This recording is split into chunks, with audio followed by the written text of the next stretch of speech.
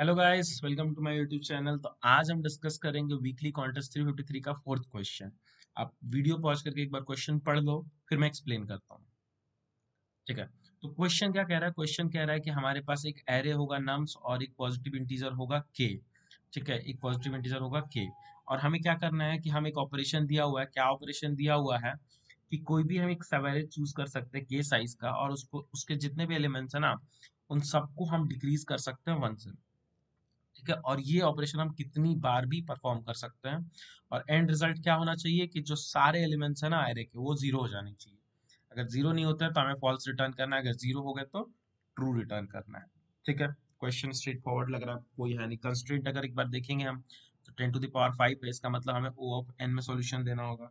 ठीक है। तो अब ध्यान से देखो कि अगर आपको के इक्वल्स टू मतलब के साइज का ही एरे देना लेना है हमेशा, ये तो बोला है कि सब एरे ऑफ साइज के ही ले सकते हैं।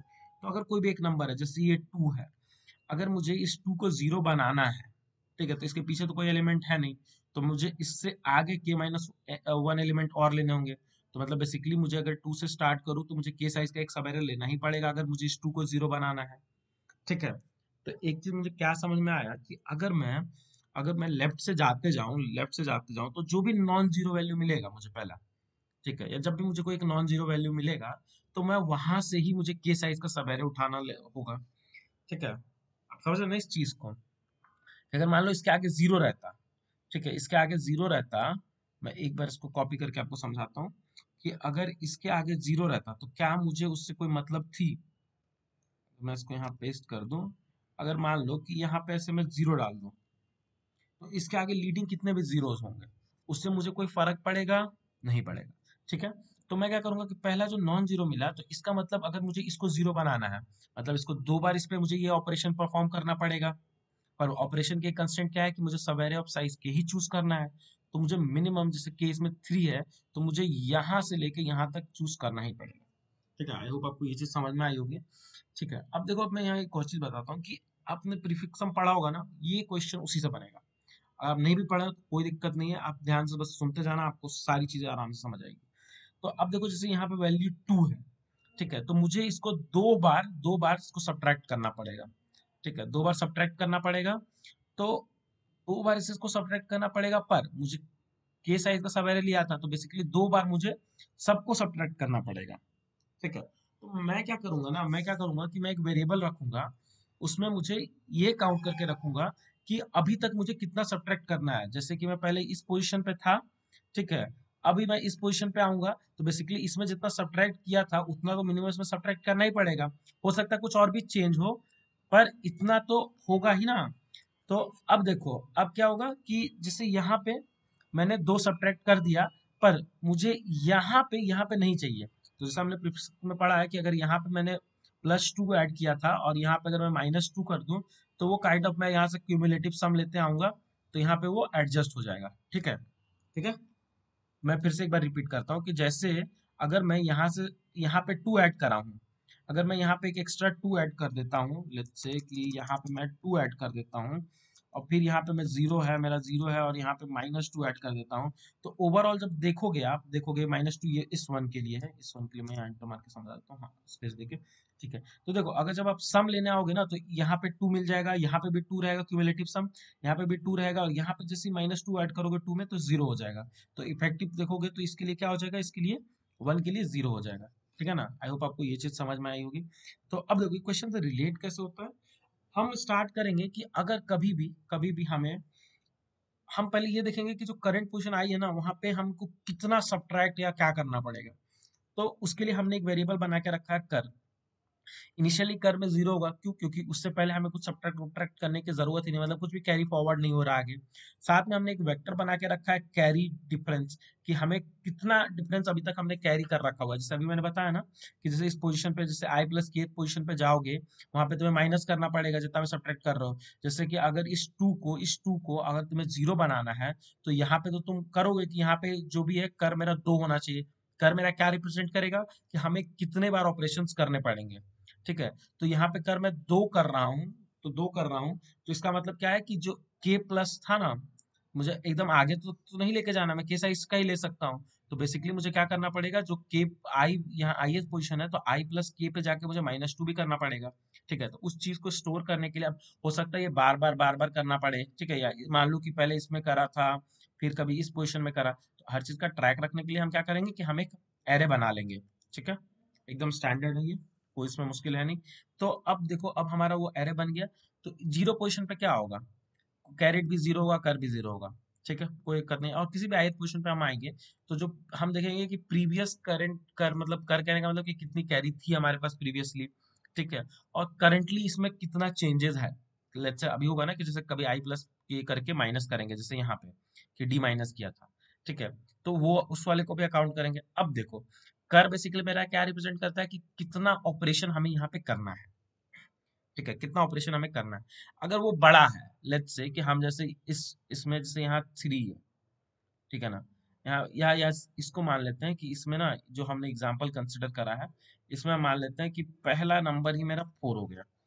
तो अब मुझे पता है कि इसके लिए मुझे 4 तो कम से कम मिनिमम ऑपरेशन करना पड़ेगा। तो कर का वैल्यू क्या हो जाएगा यहाँ पे कर का वैल्यू इनिशियली 0 होगा। ठीक है, लेकिन जब इसके नेक्स्ट स्टेप पे आएंगे तो बेसिकली मुझे ये देखना होगा कि जो पीछे है ना, पीछे हमें इस 4 को 0 करने के लिए कितना चाहिए होगा, 4 ऑपरेशन करना होगा। तो बेसिकली हम यहाँ पे कर को आगे फॉरवर्ड कितना करेंगे, मिनिमम 4 तो होगा ही। पर अगर हम 4 ऑपरेशन कर दे इस 2 पे तो वो माइनस हो जाएगा। ठीक है ना, तो माइनस में तो अगर चला गया तो वो मेरा आंसर दे नहीं सकता है। तो सीधी सी बात है कि अगर नंबर ऑफ ऑपरेशंस मेरा ग्रेटर हो जाए नम्स ऑफ आई से, तो उस केस में मेरा आंसर होगा ही नहीं। ठीक है, चलो एक चीज तो क्लियर हो गया कि अगर नम्स ऑफ आई से कर ग्रेटर हो जाए तो मेरा आंसर होगा ही नहीं। अब देखो, अब अगर अब हम पहले क्या डिफरेंस निकालेंगे कि करंटली जैसे कि मुझे स्टार्टिंग में 0 था। ठीक है, स्टार्टिंग में कर मेरा 0 था, तो यहाँ पे 4 है। ठीक है, यहाँ पे 4 है, तो अब कर मेरा 0 है, यहाँ पे नम साइज 4 है, तो मैंने डिफरेंस निकाल लिया कि मुझे कितने ऑपरेशन करने पड़ेंगे। ठीक है, तो ऑपरेशन अगर मेरा मान लो कि डी इक्वल्स टू 0 हो गया, 0 होने का मतलब क्या है कि अगर यहाँ पे 0 था पहले से, ठीक है, ऐसा कुछ ऐसा आ गया 0, और कर भी 0 है, तो मुझे इसको चेंज करने की जरूरत नहीं है, तो मैं आराम से नेक्स्ट इटरेशन पे चला जाऊंगा। पर अब ठीक है, अब मैं यहाँ आ गया। ठीक है, तो अभी भी मेरा कर 0 है। कर लेट्स से ये नीचे वाला मैं कर लिखा हूँ। ठीक है, तो अगर मेरा कर 0 है तो मुझे क्या करना होगा कि इन दोनों का जो डिफरेंस निकाला है, जो कि डिफरेंस कितना आ जाएगा मेरा 4। ठीक है, तो अब देखो, अब मैं क्या बताया मैंने आपको कि हमेशा क्वेश्चन का भी कंस्ट्रेंट क्या है कि हमेशा आपको के साइज का सब एरे लेना ही है। पर लेट्स से कि अगर यही 4 यहाँ पे हो जाते, यहाँ पे अगर ऐसे 4 होता, ठीक है, तो अब मुझे क्या होता है कि अगर इस 4 को मैं कंसिडर कर सकता हूँ क्या, अगर मेरा आई प्लस के, अगर मैं बोल रहा है कि सब एरे का कम से कम साइज 3 होना चाहिए, पर अगर मैं इस 4 से कंसिडर करूंगा तो मेरा क्या सब एरे 3 साइज का बन सकता है, नहीं बन सकता है। तो उस केस में भी मेरा अगर आई प्लस के ग्रेटर देन एन हो जाता है और के है, डी है, इसके लिए हटा भी देंगे तो डी तो हैंडल हो जाएगा। क्यों, क्योंकि हमने पहले ही कंडीशन लगा दी है कि अगर डी इक्वल्स टू 0 है तो कंटिन्यू कर जाओ, और डी हमारा पॉजिटिव ही होगा हमेशा। ठीक है, तो अगर आई प्लस के से बड़ा हो गया, एन से बड़ा हो गया, एन से बड़ा हो जाने का मतलब क्या है कि के साइज का सब एरे पॉसिबल है ही नहीं वहां पे, तो उस केस में भी हम रिटर्न कर देंगे फॉल्स। और अगर मान लो के साइज का सब एरे पॉसिबल है, तो हम क्या करेंगे कि जो करंट था उसको डी से बढ़ा देंगे कि नंबर ऑफ ऑपरेशन जो करंटली हमको करना है उसमें डी इंक्रीज हो गया। ठीक है, डी इंक्रीज होते ही क्या आ जाएगा, बेसिकली कर यहाँ पे नम्स ऑफ आई के बराबर हो जाएगा।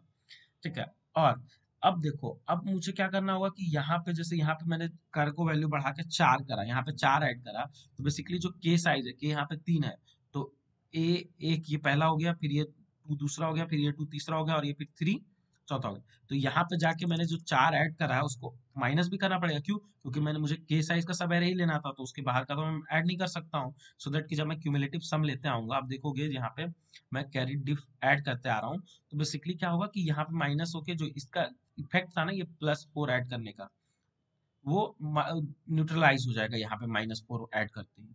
ठीक है, ठीक है, तो आपको ये चीज आई होपफुली समझ आई होगी। अगर इसमें आपको कोई भी डाउट हो तो आप पूछना।